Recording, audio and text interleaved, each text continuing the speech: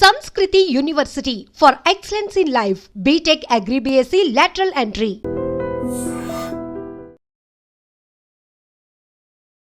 ఇప్పుడంతా మాట్లాడుకుంటోంది నిమిష ప్రియ గురించే.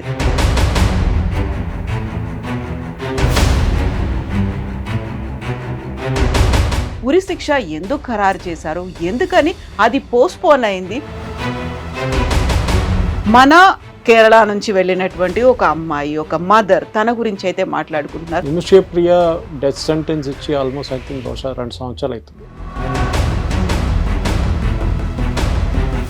నిమిష ప్రియ కేసు ఏం జరిగిందంటే, ఆమె అక్కడ నర్స్గా వెళ్ళి పనిచేస్తున్నప్పుడు వాళ్ళ హస్బెండ్ కూడా ఉన్నారు ఆ టైంలో. వీళ్ళు ఏంది ఇండియా నుంచి మోస్ట్ ఆఫ్ ద ఇల్లీగల్గా వెళ్తారు. ఇదే ప్రాబ్లం అన్నమాట.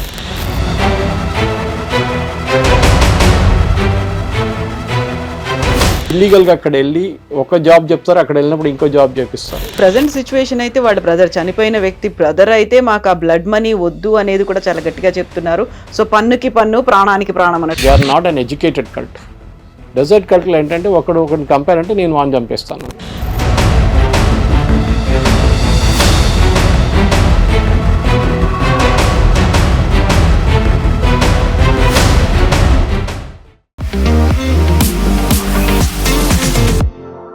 నమస్తే, నేను Kavitha. Welcome to I dream news and నిజాలు. ఇప్పుడంతా మాట్లాడుకుంటోంది నిమిష ప్రియ గురించే. తనకి యాక్చువల్గా ఉరి శిక్ష ఎందుకు ఖరారు చేశారు, ఎందుకని అది పోస్ట్పోన్ అయింది, పోస్ట్పోన్ అవడం వెనకాల మీడియేషన్ చేసింది ఎవరు, యాక్చువల్గా యెమెన్లో ఉన్నటువంటి పరిస్థితులు ఏంటి, డిప్లొమాటిక్ కండిషన్స్ ఏంటి, ఎలా దీన్నంతా చూడాల్సినటువంటి అవసరం ఉంది, నెక్స్ట్ ఏం జరగబోతోంది. మనతో పాటుగా ఉన్నారు సురేష్ కొచ్చాతిల్ గారు. సార్ నమస్తే. నిమిష ప్రియ, సో మనకి యాక్చువల్గా యెమెన్ గురించి తెలియకపోయినా, ఇస్లామిక్ కంట్రీస్ గురించి తెలియకపోయినా, మన కేరళ నుంచి వెళ్ళినటువంటి ఒక అమ్మాయి, ఒక మదర్, తన గురించి అయితే మాట్లాడుకుంటున్నారు. మానవతా దృక్పథంతో తన్ని ఉరిశిక్ష కాకుండా చూడండి అనేటువంటి ఒక మాట. దీంతో పాటుగా ఆవిడకి ఉరిశిక్ష పడకుండా చేసినటువంటి ఒక గ్రాండ్ ముఫ్తీ గురించి కూడా చర్చలు జరుగుతున్నాయి. ఏం జరిగింది సార్ ఈ ఎంటైర్ ఎపిసోడ్లో? నిమిష ప్రియ డెత్ సెంటెన్స్ ఇచ్చి ఆల్మోస్ట్ ఐ థింక్ బహుశా 2 సంవత్సరాలు అవుతుంది. కానీ లాస్ట్ 1 ఇయర్లోనే కొంచెం న్యూస్ బయటకు వచ్చింది. ఆమె ఒక నర్స్గా పనిచేస్తుండే యెమెన్లో. ఫస్ట్ ఆఫ్ ఆల్ మనకి డిప్లొమాటిక్ రిలేషన్స్ లేదు యెమెన్తో. ఇప్పుడు కాదు, ఆల్మోస్ట్ 4-5 సంవత్సరాల నుంచి లేదు. ఎందుకంటే అక్కడ రెబెల్స్ వచ్చి వాళ్ళ హూతీస్ అంటారు, వాళ్ళ క్యాపిటల్ సనా పట్టుకున్నారు. కొంచెం యెమెన్, హాఫ్ ఆఫ్ యెమెన్ వాళ్ళ దగ్గర ఉంది, మిగతా హాఫ్ అక్కడ ఉన్న రెగ్యులర్ గవర్నమెంట్ దగ్గర ఉంది. ఈ హూతీస్ ఏమో ఇరాన్ ఫండ్ చేస్తున్న group like Hamas and Hezbollah. మిగతా పోర్షన్ ఏమో సౌదీ అరేబియా, మిగతా కంట్రీ సపోర్ట్ చేస్తున్నాం, యుఎస్ కూడా. ఇప్పుడు ఈ జరిగిన గొడవలు బేసిక్లీ మనం ఏం చూస్తున్నాం, మనకి ఇంటర్ఫియర్ చేయడానికి అక్కడ ఎవరు లేరు. మనకి ఎంబసీ లేదు, ఏం లేదు అక్కడ. అంతా అందరు బయట, అందరు వెళ్ళిపోయారు అక్కడి నుంచి, ఎవరు లేరు అక్కడ. డిప్లొమాటిక్ అని చెప్పి ఒక కన్సులేట్ ఏం లేదు అక్కడ.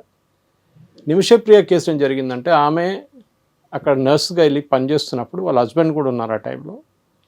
వీళ్ళు ఏంది ఇండియా నుంచి మోస్ట్ ఆఫ్ ద ఇల్లీగల్గా వెళ్తారు. ఇదే ప్రాబ్లం అన్నమాట. ఇల్లీగల్గా అక్కడ వెళ్ళి ఒక జాబ్ చెప్తారు, అక్కడ వెళ్ళినప్పుడు ఇంకో జాబ్ చేపిస్తారు. వీళ్ళకి తెలిసి కూడా అక్కడ వెళ్తారు, ఎందుకంటే డెస్పరేట్గా వెళ్తారు. అక్కడి నుంచి ఎట్లయినా బయటపడి యూరోప్కి వెళ్ళాలని చూసుకుంటారు వాళ్ళు.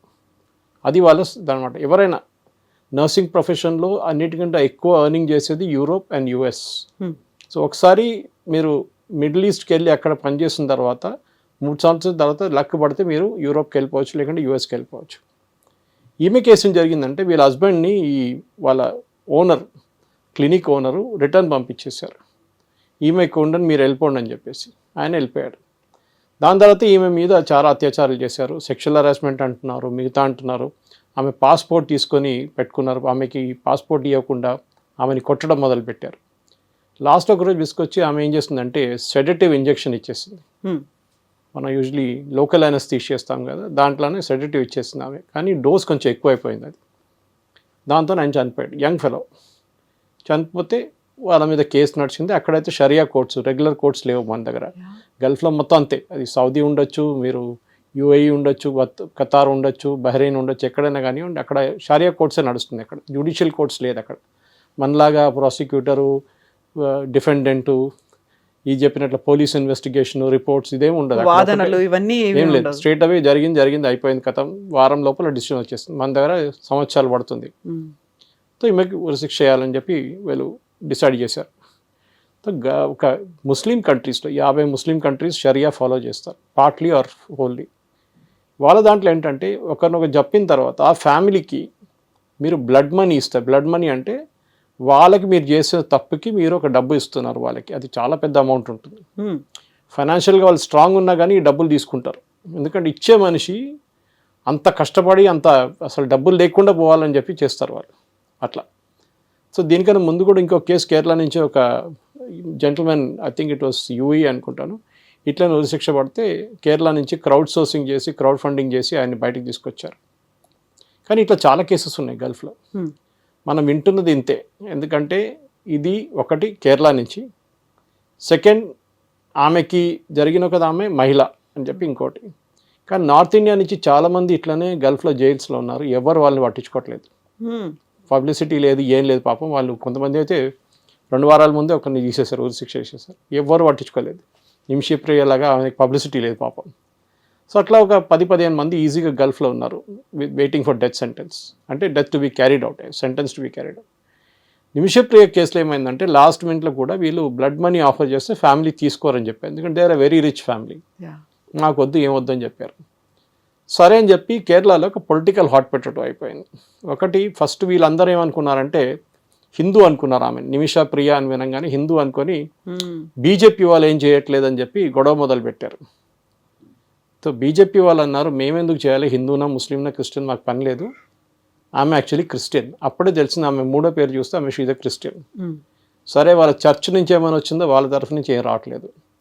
ఎందుకంటే వాళ్ళకి తెలుసు వీళ్ళు డబ్బులు తీసుకోరు, ఏం చేయలేము. ఫస్ట్ ఆల్ అక్కడ గవర్నమెంటే లేదు, ఎవరితో మాట్లాడతారు మీరు? అవును, ఇప్పుడు గవర్నమెంట్ ఉంటే కదా మాట్లాడదు. అక్కడ మొత్తం టెర్రరిస్టులు ఉన్నదంతా. మనం కూడా వాళ్ళ మీద పోరాడుతున్నాము. అదే మనం కూడా వాళ్ళ మీద అప్పుడప్పుడు కంప్లీట్ దాంట్లో ఇండియన్ నేవీ పెట్రోల్ చేస్తున్నారు, వాళ్ళ మీద ఫైర్ చేస్తున్నాం, అన్నీ చేస్తున్నాం మనం. కానీ అక్కడున్న దాని మీద ఇప్పుడు పాలిటిక్స్ ఎక్కడ వచ్చిందంటే ఈ గ్రాండ్ ముఫ్తీ అని చెప్పి ఆయన ఉన్నారు, అబూ బకర్, ఓకే, ముస్లియార్ అని చెప్పేసి, కానాపురం ముస్లియార్ అని. ఆయన ఏం చేశాడు, నేను మాట్లాడతా అని చెప్పి అక్కడ ఇంకొక ఆయనతో మాట్లాడుతున్నాను. ఇంకొక సున్నీ ప్రీస్ట్, వీళ్ళు సున్నీస్, షియా కాదు వీళ్ళు సున్నీస్, సున్నీ ప్రీస్ట్తో మాట్లాడుతున్నారు. గవర్నమెంట్ ఆఫ్ ఇండియా ఏమన్నారంటే ఫస్ట్ ఆఫ్ ఆల్ వీళ్ళకి లోకల్ స్టాండ్ అయ్యి లేదు అక్కడ. ఈ చెప్పిన మనిషి అసలు ఫ్యామిలీనే కలవలేదు. కానీ అక్కడ ఒక నిమిషప్రియ యాక్షన్ గ్రూప్ అని ఒక సెటప్ చేశారు. ఒక 2-3 యమన్లో పనిచేస్తున్న ఇండియన్స్, దాంట్లో 2 మలయాళీస్ అనుకుంటే, ఒక ఆయన నార్త్ ఇండియన్ ఉన్నారు. వీళ్ళు ఆల్రెడీ చాలా సంవత్సరాల నుంచి ఆల్మోస్ట్ 6 నెలల నుంచి కొట్లాడుతున్నారు, దీనికోసం పోరాడుతున్నారు. చాలా మటుకు వాళ్ళ ఫ్యామిలీని కలవడం ట్రై చేశారు, అన్నీ చేశారు, ఏం కాలేదు. ఇప్పుడు జరిగిన దాంట్లో ఏం జరిగిందంటే గవర్నమెంట్ ఆఫ్ ఇండియా ఈ ఉమ్మన్ చాండీ కొడుకు చాండీ ఉమ్మన్ అని ఉన్నారు, కేరళలో ఎమ్మెల్యే.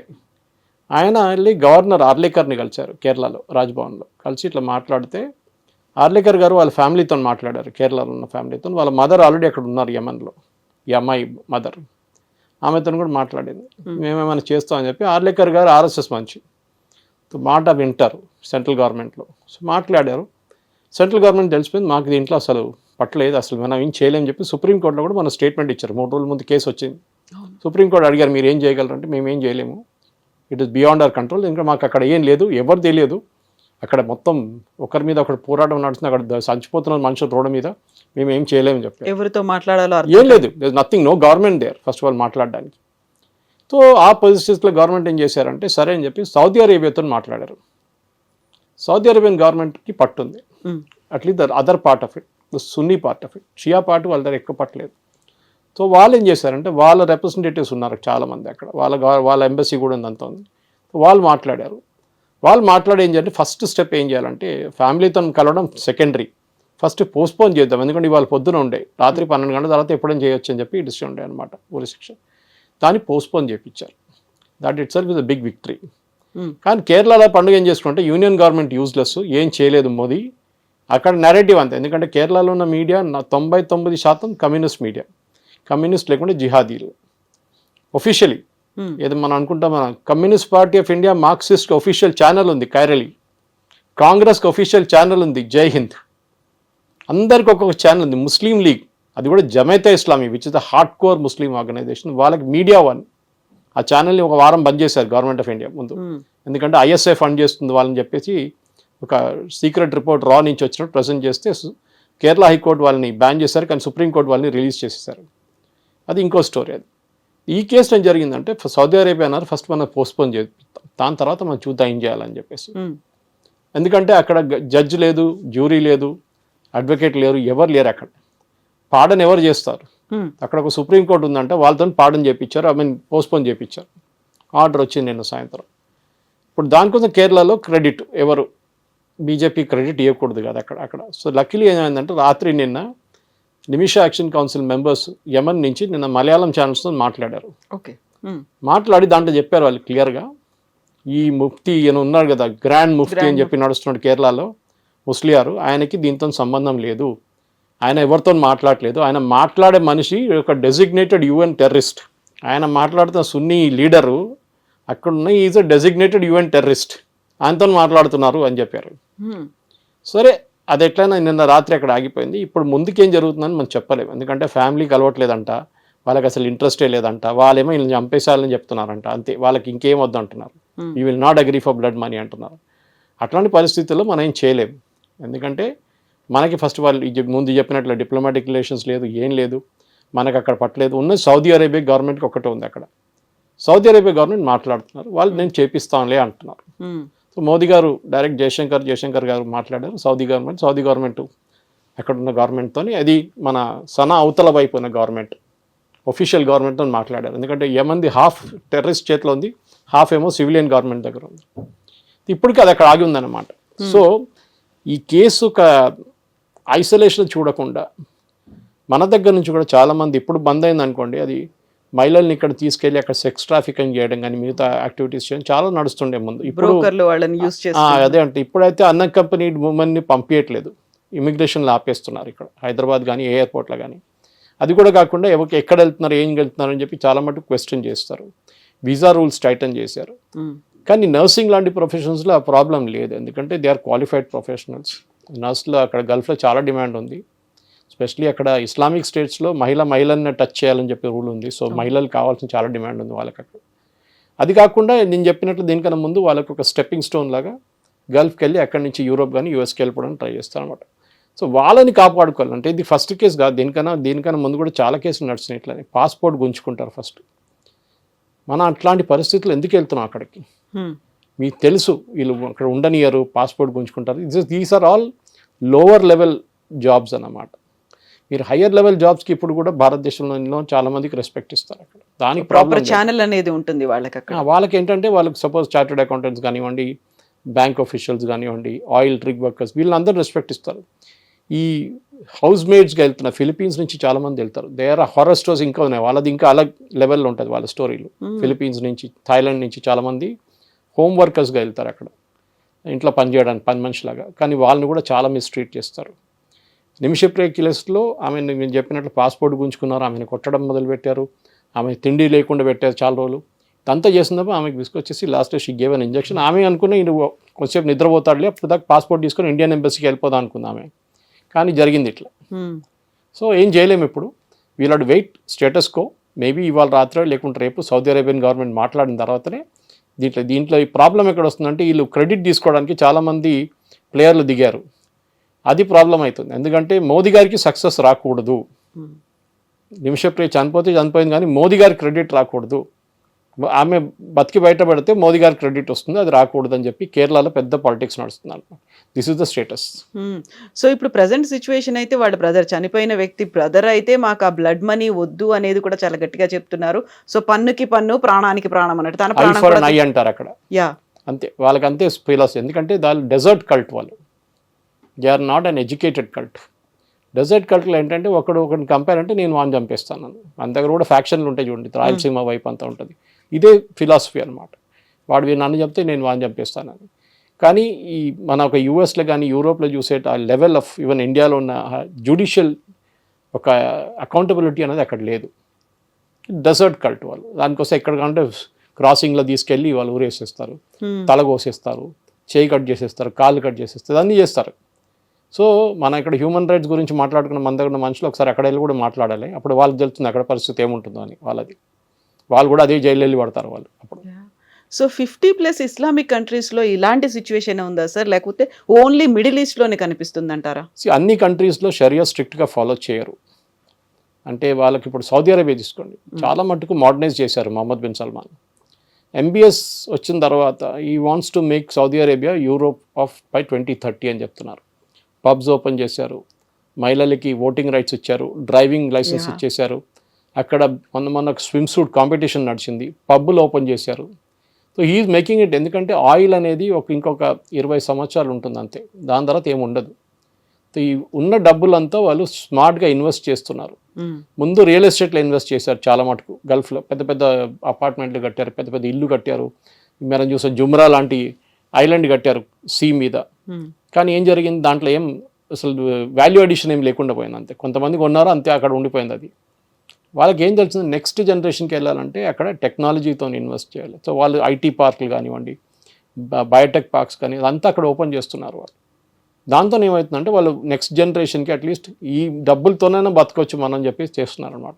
వాళ్ళు చాలా మటుకు బయట కూడా ఇన్వెస్ట్ చేశారనుకోండి. బయట ఉన్న సూపర్ మార్కెట్స్ చాలా హ్యారెడ్స్ అన్నీ వాళ్ళు కొనుక్కున్నారు, ఎప్పుడో కొనుక్కున్నారు ఇదంతా. So investment they have done. But modernisation కోసం మీరు అడిగిన ప్రశ్నకి 50లో బహుశా 10 స్టేట్స్ చాలా స్ట్రిక్ట్గా ఫాలో చేస్తుంది. మిగతా 40 మెచ్యూర్గా వాళ్ళు డిప్లొమాటిక్లీ అవాయిడ్ చేస్తారనమాట. కానీ బ్లడ్ మనీ అనే కాన్సెప్ట్ షరియా నుంచి వస్తుంది, అది మనం ఏం చేయలేము. అది వాళ్ళు మన దగ్గర అట్లేం లేదు కదా. మన we have the second largest Muslim population in the world, ఆలోచించండి. కానీ we are not a part of Islamic bloc. ఓఐసీలో కూడా మనకు మెంబర్షిప్ లేదు. So second largest Muslim population పెట్టుకుంటే మనం ఫాలో చేయట్లేదు. వీ ఫాలో సర్టన్ రూల్స్ అంతే. షరియా తీసుకొచ్చి ఇక్కడ తలాక్ అని చెప్పారు, దాన్ని మోదీ గారు కొట్టిపడేశారు. దానికి వ్యతిరేకంగా చాలా ప్రొటెస్ట్ నడిచింది. మా పర్సనల్ లాగా ఉండాలని చెప్పారు. సరే, మరి చేయి కోయడం, తల కోయడం కూడా పర్సనల్ లా పెట్టుకుందాం, మనం క్రిమినల్ లా కూడా పెట్టుకుందాం. అప్పుడు వద్దు అంటారు వాళ్ళు. లాంగ్ స్టోరీ షార్ట్, అక్కడున్న పరిస్థితుల్లో, ఇప్పుడున్న పరిస్థితుల్లో గల్ఫ్లో చాలా మటుకు మార్పులు వస్తున్నాయి. యుఏఈ తీసుకోండి, UAE is basically trading town. వాళ్ళ దగ్గర ఆయిల్ లేదు, ట్రేడింగ్ టౌన్. అక్కడ మెటీరియల్ వస్తుంది, బంగారం వస్తుంది, బంగారం వెళ్తుంది. మీకు ఆయిల్ వస్తుంది, ఆయిల్ ట్రేడ్ చేస్తారు. మిగతా అన్ని సరుకులు వస్తుంది, అన్ని పెద్ద షాపింగ్ మాల్స్, హాలిడే స్పాట్ లాగా మారిపోయింది యుఏఈ. సో వాళ్ళ బిజినెస్ వాళ్ళు చేసుకుంటారు. Saudi Arabia at the same time ఎంబీఎస్కి డైరెక్ట్గా కంప్లీట్ ఓవర్ నైట్ చేంజ్ చేసుకురాలేకపోతారు. ఎందుకంటే అక్కడ they are the custodians 2 holiest sites, Mecca and Medina. So naturally కొంచెం మెయింటైన్ చేయాల్సి వస్తుంది అది. కానీ అప్పుడు కూడా మీరు చూసుంటారు, మెక్కా మదీనాలు కూడా స్మృతి ఇరానీని అలౌ చేశారు. ఒక మహిళ, next she's a Hindu, technical she's a Parsi. Okay, పార్సీని కూడా వాళ్ళు అలౌ చేశారు. ఇక్కడ అది పెద్ద గొడవ భారతదేశంలో, వాళ్ళకేం ప్రాబ్లం లేకుండే. ఇక్కడ కేరళలో గొడవ, ఆమెను ఎట్లా అలౌ చేశారు, ఆమె హిందూ కాదా, ఆమెని మీరు మెక్కా మదీనా లోపలికి ఎట్లా అలౌ చేస్తారు, ఓన్లీ ముస్లిమ్స్ ఆర్ అలౌడ్ అంటే చాలా మటుకు రీజన్స్ ఉన్నాయి దానికి. ఫర్ ఎగ్జాంపుల్, మెక్కా మదీనా మన అందరూ కలిసి ఓన్లీ ముస్లిమ్స్నే పంపిస్తారు వాళ్ళు, ఎస్పెషల్లీ మెక్కాలో. కానీ ఒక 10 సంవత్సరాల ముందు పెద్ద కొన్ని ట్రాజడీస్ జరిగింది అక్కడ. స్టాంపీడ్, ఎస్పెషల్లీ ఇరాన్ నుంచి వచ్చిన పిలిగ్రిమ్స్తో చాలామంది చనిపోయారు. సో వాళ్ళకి ఇప్పుడు ఏం చేయాలని తెలియకుండా వాళ్ళు చాలామంది ఇంజనీర్స్ పిలిపించారు ఆల్ ఓవర్ ద వరల్డ్. ఎందుకంటే శబరిమల లాగా అనమాట, ఆ ఒక్క నెల లోపలే ఉంటుంది రష్ అంతా, క్రౌడ్. తిరుమల లాగా, Tirumala all through the year ఉంటుంది, సిస్టమ్ ఉంటుంది ఒకటి. సో ఏం చేయాలని చెప్పి వాళ్ళకు ఒక ప్రాబ్లం వచ్చినప్పుడు వాళ్ళు ఎవరిని పిలిపిద్దాం అంటే ఈ శ్రీధర్ని పిలిపిద్దాం అన్నారు, మన మెట్రో మ్యాన్. సో అక్కడున్న గ్రాండ్ ముఫ్తీ స్పెషల్ పర్మిషన్ ఇవ్వాల్సి వచ్చింది. ఈ శ్రీధరన్ గారు Hindu, can be allowed into Mecca and Medina. తర్వాత ఆయన చాలా మటు రికమెండేషన్స్ ఇచ్చారు, ఫ్లైఓవర్లు కట్టమన్నారు, అండర్ పాస్ కట్టమన్నారు, మొత్తం అన్ని వాళ్ళు ఇంప్లిమెంట్ చేశారు. Now there is no jam. కానీ వాళ్ళు క్రౌడ్ కూడా కంట్రోల్ చేస్తున్నారు. నంబర్ ఆఫ్ వీసాస్ ఇష్యూ చేసి హజ్కున్న వీసాలు తగ్గించారు చాలా మటు. నేను చెప్పడానికి ఏమొస్తున్నా అంటే, ఇది ఒక నిమిషప్రియ కేసు నుంచి మనం గల్ఫ్కి వచ్చి, గల్ఫ్ నుంచి మనం షరియా గురించి మాట్లాడుతున్నప్పుడు అన్ని గల్ఫ్ కంట్రీస్ కాకుండా మిడిల్ ఈస్ట్లో కొన్ని కంట్రీస్, ఇప్పుడు మనం ఆఫ్ఘనిస్తాన్ తీసుకుందాం. Afghanistan is a very hard core, I mean షరియాకి ఎక్స్ట్రీమ్ అన్నమాట. అది తాలిబాన్లు కూడా ఇక్కడ అది కాదు కదా. సో మీ అదే టైంలో సౌదీ అరేబియా చూస్తే చాలా మటుకు modernised, UAE is modernised. So ఉన్నాయి కొన్ని కంట్రీస్, కానీ చాలా మటుకు ఇప్పుడు మన పాత దాంట్లో చూస్తే ఇరాక్ ఉండే ఒకటి, ఇరాన్ చూడండి, ఇప్పుడు కూడా స్ట్రిక్ట్ షరియా ఫాలో చేస్తారు వాళ్ళ దాంట్లో అంతే. సో టైం తీసుకుంటుంది, కానీ మన దాంట్లో కూడా మన వాళ్ళు ఇక్కడి నుంచి వెళ్ళేటోళ్ళు కూడా గుర్తుపెట్టుకోవాలి, మనం ఇంకో దేశంకి వెళ్ళినప్పుడు అక్కడ ఉన్న లాస్ మనం పాటించాలి. అక్కడ ఏదైనా మనతో తప్పు అయితే అక్కడ ఉన్న నియమాలు నడుస్తుంది. మన గవర్నమెంట్ దగ్గర వచ్చి ఏడ్చి ఏం ఫైదా లేదు. ఎందుకంటే మన గవర్నమెంట్ ఎంత చేయగలరు. You have made a mistake, you did a crime, దాంట్లో డౌట్ లేదు. ఆమె బహుశా భారతదేశంలో ఉంటే కూడా ఆమెకి అదే శిక్ష పడుతుండే ఎక్కడ కూడా, ఉరి శిక్ష కాకుండా అట్లీస్ట్ లైఫ్ ఇంప్రిజన్మెంట్ పడుతుండే. So that will happen anyway. ఇప్పుడు కూడా డబ్బులు కడితే కూడా ఆమెకు పనిష్మెంట్ వాళ్ళు దే వోంట్ అలౌ హర్. మొన్న జరిగిన నేను చెప్పాను చూడండి, గల్ఫ్లో ఇంకో స్టేట్లో ఇట్లనే డబ్బులు ఇచ్చి ఒక కేరళ నుంచి ఒక ఆయన్ని వీళ్ళు ఫ్రీ చేసుకున్నారు బ్లడ్ మనీ ఇచ్చి, కానీ ఆయనకి 20 సంవత్సరాలు పనిష్మెంట్ ఇచ్చారు వాళ్ళు. దాంట్లో 19 అయిపోయింది, next year will be released. ఏదో పంపించడం కాదు ఇంటికి, హ్యాంగింగ్ ఉండదు, డెత్ బై హ్యాంగింగ్ ఉండదు, డెత్ బై ఫైరింగ్ స్క్వాడ్ ఉండదు, అది ఆపేస్తారు అంతే. మిగతా అన్ని punishment will go as usual. So maybe she'll come after or entire punishment అయిపోయిన తర్వాత నిమిష ఇంటికి వస్తున్నారు అన్నమాట. ఒకవేళ ఇఫ్ ఆల్ గోస్ వెల్, ఇప్పుడు ఆల్ గోస్ వెల్ అదంతా మనం చెప్పలేము, ఎందుకంటే that areas very unstable area. అది మన అందరికి తెలిసిందే. ఇప్పుడు జరిగిన దాంట్లో కూడా ఇప్పుడు కూడా గొడవలు ఉన్నాయి హూతీలతో. నిన్న కూడా అమెరికన్స్ ఫైర్ చేశారు హూతీల మీద. సో అక్కడ ఉన్న సిచ్యువేషన్ మనకు తెలియదు, అక్కడ గవర్నమెంట్ లేదు, కానీ సౌదీ అరేబియా మన కోసం మాట్లాడుతుంది. సో ఇట్లాంటి కంట్రీస్లో అక్కడ ఏదైనా క్రైసిస్ వచ్చింది, లేకుంటే ప్రజలు they are in desperate need అనుకున్నప్పుడు భారతదేశం ప్రతి ఒక్కరికి హెల్ప్ చేస్తూ వస్తుంది కదా సార్. ఒకవేళ యెమెన్కి కూడా హెల్ప్ చేయాలి అనుకుంటే అక్కడ ఉన్నటువంటి హూతీలేమో చాలా స్టబన్గా ఉన్నారు, they are not taking any help, ఇలాంటివి లేదు, వాళ్ళు అనుకున్న పనే వాళ్ళు చేస్తూ వస్తున్నారు. ఇలాంటి సిచ్యువేషన్ ఏదో వచ్చింది మనకు, కేవలం భారతదేశానికి మాత్రమే కాదు కదా, డిప్లొమాటిక్గా అన్ని కట్ ఆఫ్ అయిపోయింది, అన్ని దేశాలతో అలాంటి పరిస్థితి ఉన్నప్పుడు అక్కడ ఉన్నటువంటి ప్రజల పరిస్థితులు ఎలా ఉన్నాయి? చాలా దారుణం ఉందండి. Yemen is very bad shape, చాలా బ్యాడ్ షేప్లో. ఒకటి సరే వాళ్ళకి డబ్బులు తక్కువ లేదు, డబ్బులు ఉన్నాయి, డబ్బుల కన్నా ఎక్కువ మిసైళ్ళు ఉన్నాయి వాళ్ళ దగ్గర.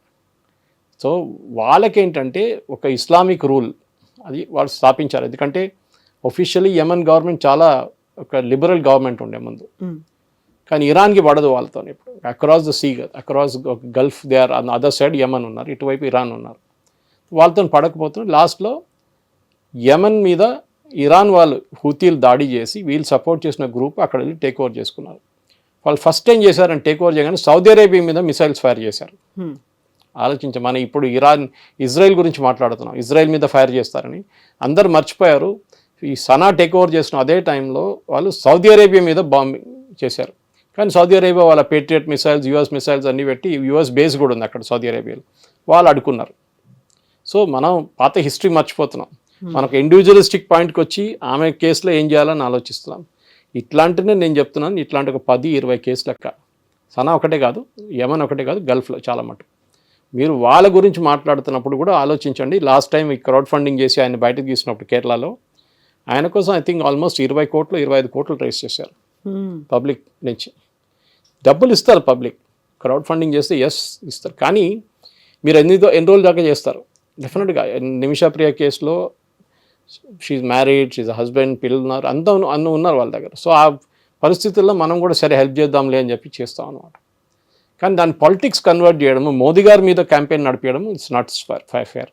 కేరళలో అదొకటే, ఆమె చనిపోయింది కానీ మోదీ గారికి క్రెడిట్ రాకూడదు. అది ఇప్పుడు అక్కడ నడుస్తున్న ప్రజెంట్ క్యాంపెయిన్ స్టేటస్ అది.